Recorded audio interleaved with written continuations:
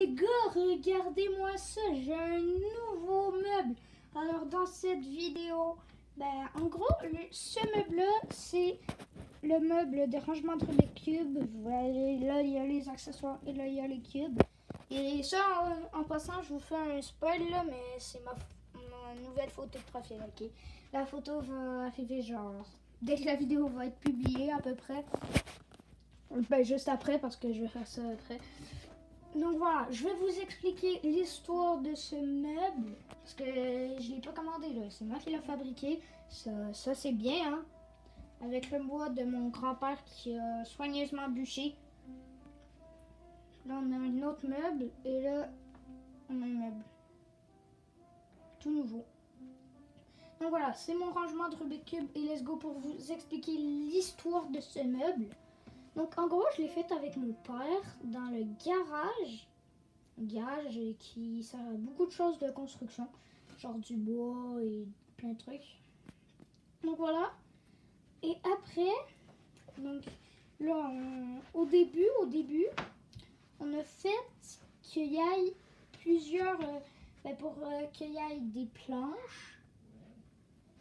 Vous voyez les planches principales, les planches ici pour les côtés et les poteaux pour tenir. Donc au début, on a séparé ces pièces-là. Et je ne sais pas si vous voyez là, mais il y a deux tailles différentes de poteaux. Là, elle est petite, là, elle est grosse. Je ne sais pas si vous la voyez, la différence à la caméra. Parce que franchement, même moi, je regarde dans la caméra, là, puis je vois pas beaucoup de différence. Regardez là et là. Bon, bref, il y a deux tailles de poteaux. Donc, je vais vous mettre des photos n'importe où sur l'écran. Je sais pas vraiment où. Donc voilà, il y avait 3 trucs différents. Donc 4 parce qu'il y a 2 poteaux de différents.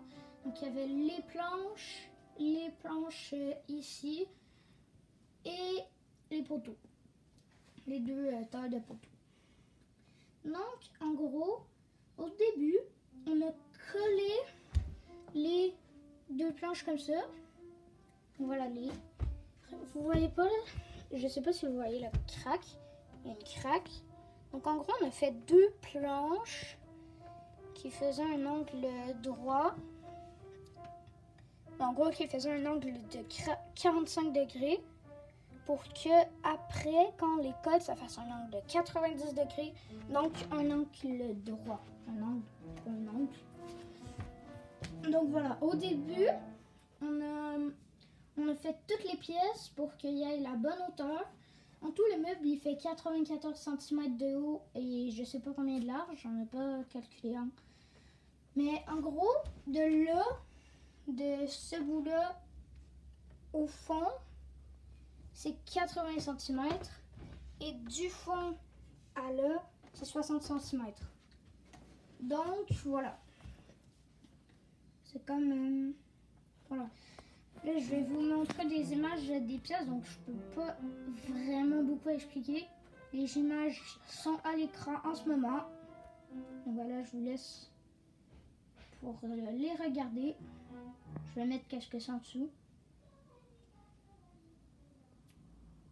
Un peu de temps calme, hein, ça fait du bien. Donc voilà, c'était les pièces. Après, on les a assemblées ici. On a tassé le tapis, on a tassé tous les trucs alentour. Et on l'a mis ici. Donc au début, on l'a assemblé avec des petits piquets. Et après, on a collé les piquets. Donc, en gros, j'ai pas pris de photo des piquets. Mais, genre, entre les deux planches là, il y avait des trous.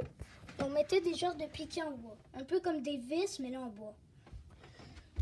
Mais genre, il était droit. Il n'y avait pas de truc comme une vis. J'explique vraiment mal. Mais bon. Voilà, c'est comme ça qu'on a fabriqué ce super meuble.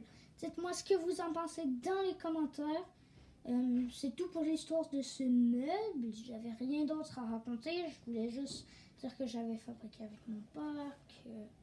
Voilà, donc tout ça. Et moi, je vous dis de vous abonner, de lâcher un like, de commenter. Ciao tout le monde, j'avais rien d'autre à dire. Ciao tout le monde!